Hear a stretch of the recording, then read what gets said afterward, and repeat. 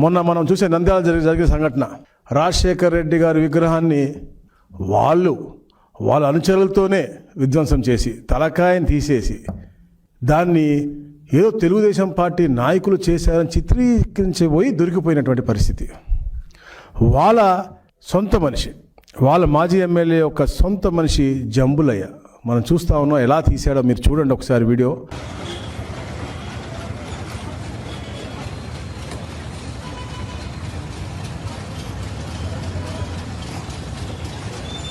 శ్రీమతి కూడా అక్కడ మెప్మాలో సిఆర్పిగా పనిచేస్తూ ఉన్నారు. అది కూడా ఇచ్చింది ఎవరు అంటే గత ఎమ్మెల్యే రవిచంద్ర కిషోర్ రెడ్డి.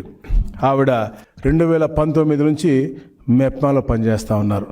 ఇలాంటి వారు అసలు ఒక పార్టీకి అధినాయకుడుగాను అసలు ఉంటే అర్హత ఉందా అని అడుగుతా ఉన్నాను. ఎందుకంటే ఎక్కడన్నా వేరే గతంలో కూడా వీళ్ళ తండ్రికి వాళ్ళకు కూడా చరిత్ర ఉంది. హైదరాబాద్ ప్రశాంతంగా ఉంటే వేరే ముఖ్యమంత్రి ఉండకూడదు, అధిగమించాలని చెప్పే లక్ష్యంతో ఆ రోజుల పథకాల్లో సృష్టించిన చరిత్ర వాళ్ళ డిఎన్ఏలో ఉంది. తాత, తండ్రి, ఈయన అందరికీ ఉంది.